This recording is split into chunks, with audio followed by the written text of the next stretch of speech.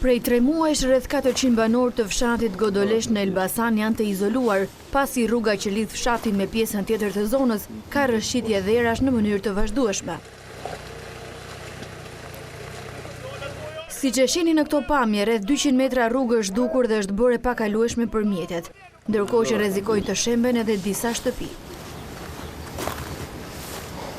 Banorët e këtij fshati kanë dalë sot në protestë për të kërkuar ndërhyrjen e autoriteteve shtetërore. Ata flasin për vështirësitë që kalojnë për shkak të mungesës së rrugës, e cila ndonse ka dalë jashtë funksionit prej 3 muajsh, ende nuk është ndërhyrë.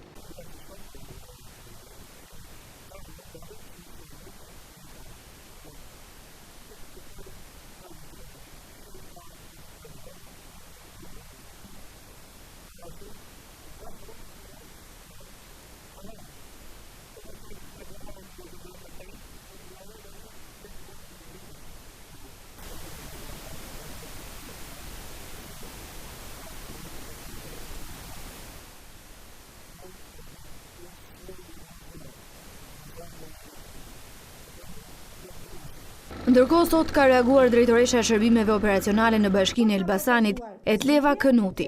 Ajo thotë se janë dërguar grupet e punës në fshat, por se pengesë janë bërë vetë banorët të cilët kundërshtojnë vlerat e shpronësimit. Neve kemi pasur 3 raste vajtje në teren, nuk kemi dakordsuar dhe nuk kemi rënë dakord për të bindur, dhe pse kërkesa e bashkisë ka qenë që dhe nëse do të cënohen prona private krahas pjesës publike në zgjidhjen e këtij projekti, do të shpronësohen si nga bashkia ashtu dhe nga qeveria.